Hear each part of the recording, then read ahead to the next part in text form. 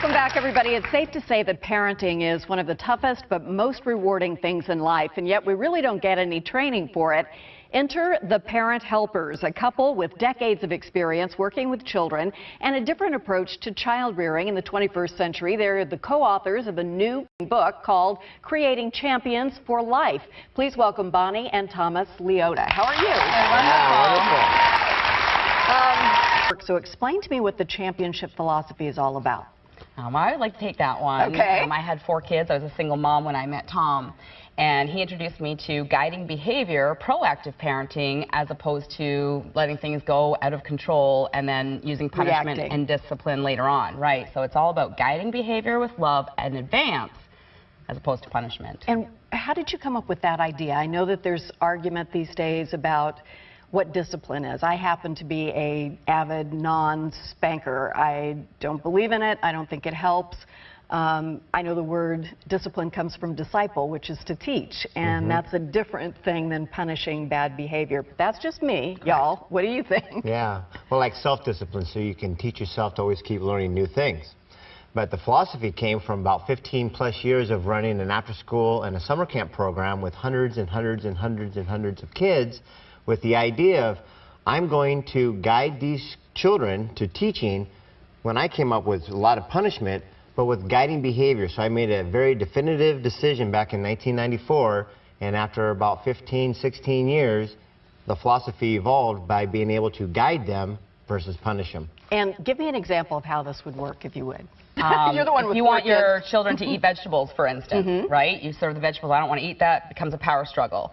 So if you were to say, would you like to have peas, corn, or carrots for dinner tonight? Then the child has an ability to choose, thinks they've made a decision, and then they're empowered when the peas or the corn shows up at dinner time and they actually eat it. And if they say, no, I don't want any of those? Oh, okay, well, you don't have to eat any vegetables. You can choose bare minimum or outstanding, story time at bedtime. So if you eat your vegetables, you get an extra 10 minutes at bedtime story. What's the downside of saying no or using punishment? Well, the downside, it makes them feel they're not worthy, they're not worth it, something is going to be wrong, I did something wrong, everyone's better than me. And so basically when we talk about self-esteem, so when you get into people that are being bullied, well, those are the ones that are always constantly being said no to because they have no self-worth and they start to walk like this. Well, when you always say, yes, we are going to make that happen, it may not be today, but we are going to make it happen, they have something to look forward to and they always walk with a better posture.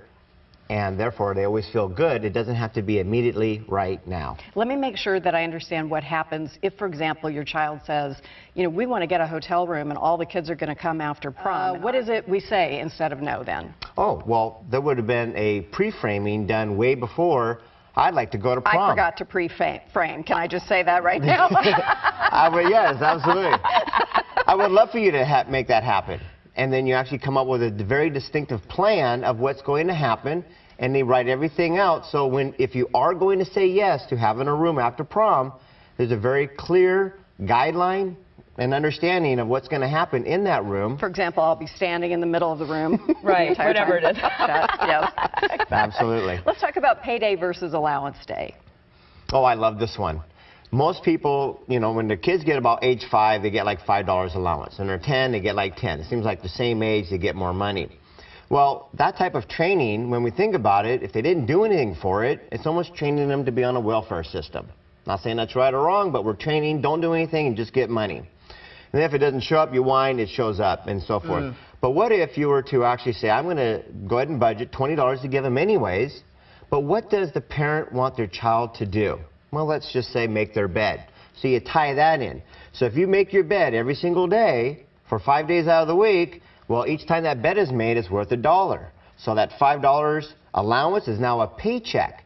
So if they only do this, so if they choose to do it 2 times, they made $2 and you congratulate them. So when they say, but I want $5, I would love for you to have $5. What should we do to make $5 show up? They know the answer, and it's all about reinforcing good behavior versus rewarding laziness or whining or complaining. Interesting. You guys also write and talk about gratitude, and lots of parents feel like, oh, I'm not sure my kid is grateful for the house they have or the life they have or that we live in a a wonderful, safe community. How is gratitude best nurtured? Right. Well, when I had the 4 kids and I would give and give and give and buy them things and there was no gratitude, we'd spend a whole day at the water park and on the way home they want McDonald's, and when you say no, there's a power struggle. And so this whole philosophy of the guiding behavior of pre-framing it ahead of time and having them earn it. So, Mom, I want a dog. Oh, I would love for you to have a dog. Really, I don't want them to have a dog. But you answer, I would love for you to have a dog. What is it that you need to supply? How much money do you need to save? What about their shots? What about this, that? They create a whole plan, and my 11-year-old daughter says, well, I'm going to need about $4,000 to buy my dog. I should be able to have that saved within about 3 years. There was never any saying no, and she just felt totally empowered. Now, guess what happens after about 30 days? She decided she didn't want to go Correct. with that plan. Any parent that's out there struggling with children who have behavior disorders, if we could just change our approach, we'll change the results. Sounds like it'd make a happier promise. parent, too. Oh, absolutely. When you get down to the Yeah, end it of empowers the the parent and it empowers the children. and It's a a positive win-win environment. Yeah. Thank you. Yes, I know people are going to want to read more. It's hard to cover it in just a few minutes. Yes. But thank you very much.